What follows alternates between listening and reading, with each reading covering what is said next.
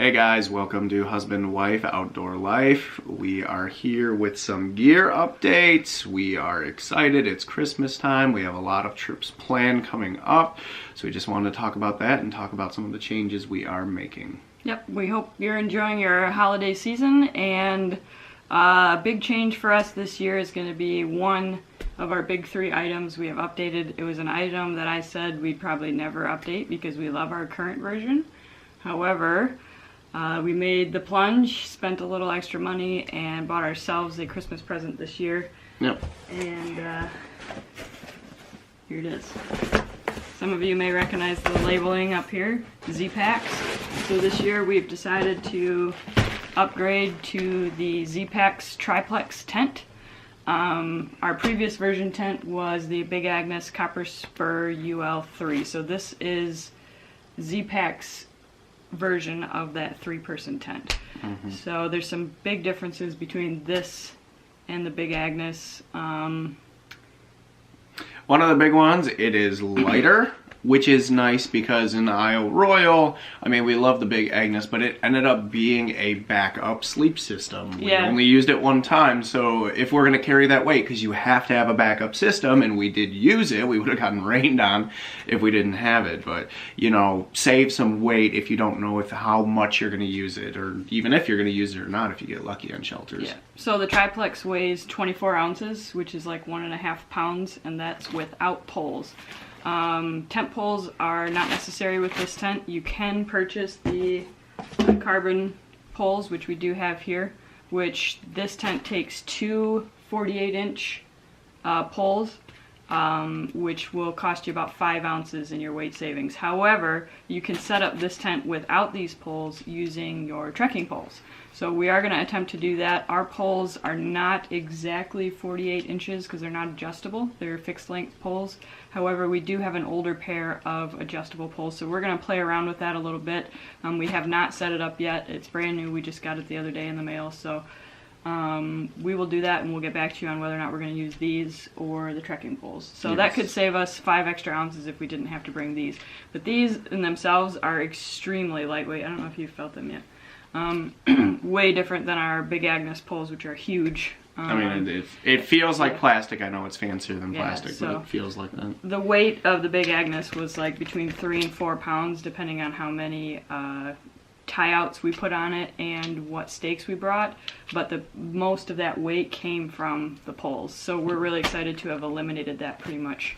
Speaking of tie-outs, it's a single system, so there is no rain fly, it just has the rain fly. Well, it's integrated in. Yeah. It's a single wall tent versus a double wall tent, which our Big Agnes was. So the size, as far as the interior space, is pretty comparable. They're both like 90 by 60 or 90 by 70 inches. So we're not losing any space, but we're losing a lot of weight, which is great. We actually gain about 4 inches of headroom too, which we didn't have in the Big Agnes. But our headroom in the Big Agnes was great, and we didn't really have any complaints about that. But we do gain an extra 4 inches here. But if you look at the setup of this, it's in the peaks where it's the 48 inches, not necessarily the center. What else can I tell them about it? I'm excited to try it because I am the type of person, I will get up and go to the bathroom at least once a night, sometimes 2-3 times. And for me, zippers, I don't know, some in the middle of the night, I will always zip the material into itself, and with the rain fly, that is scary. So this is a 3-clip, I think, system. Nope, so it has, there's a zipper to get in and out of the mesh portion of the tent. And we'll show it later when we actually do set it up. There's a lot of setup videos on YouTube too if you want to check those out. But you do use a zipper to get out of the mesh portion, but the door itself has like a toggle clip. Yeah. So there's no zipper on the rain fly or the outer wall of the tent, which is nice for Matt because he would wake me up every single night trying to get that zipper. And, you know, the Big Agnes, it was plenty of space on the inside, but, like, I'm 6 foot tall and way more than I should. And so getting in and out of it was a hassle. And so this will be one less thing about which I have to worry. So these do not come with stakes. However, unlike our Big Agnes, it's not freestanding. So you can't set it up without stakes. You have to have stakes. But we already purchased stakes, and I've showed them in a previous gear video before, a lightweight titanium shepherd hook. and we're going to continue to use the same stakes for this tent. And it does take around, I think it said 12 stakes to set it up, which is pretty comparable to the Big Agnes if you're staking out the footprint and all the guy lines, which we usually brought enough to do that and a tarp too. So we have plenty of stakes. We'll give it a try. We'll let you know what our total weight ends up being with and without the poles and with the stakes required to set it up.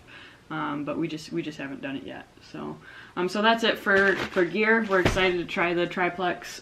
We did not pick the Duplex. A lot of people went with the Duplex this year. It was a very, very popular tent. However, we would have lost a ton of interior space that we're used to with the Big Agnes, and we're already cutting down on weight by taking this. Differences between the Duplex and the Triplex can be found on Zpacks website, and I will also notate them below. But the biggest thing for me was the only difference in weight was 3 ounces, and there's about $100 price difference between the two. So you're only saving 3 ounces, but you're losing a lot of size. So for $100, it was worth it for me to upgrade to the Triplex. So it is going to take a little bit more of a large tent pad to set it up, but we're used to setting up the Big Agnes, which is about the same. So really makes no difference to us to have to find a bigger camp spot than normal. So that's about it on the tent. The only other updates we have is that we do plan on hiking a lot this year, just like last year, so look forward to a lot of videos. We have not signed up for the North Country Trail challenge this year. They are still doing it.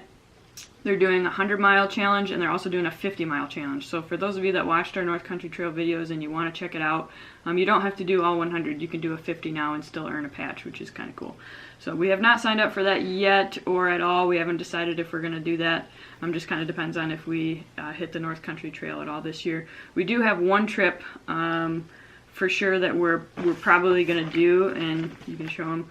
We are going to go back to Isle Royale. So yep. we loved Isle Royale. Basically, as soon as we got on the ferry and headed back, we made the decision that we were coming back. So, well, and the famous stat for the lower 48, it is the least visited but most revisited national park. And yeah, we definitely see why. So yes. Yeah, it's got something special about it, and we're excited to go back. And so I wanted to ask you guys if you've been to Isle Royale before. Maybe you haven't. Maybe you're just planning another trip.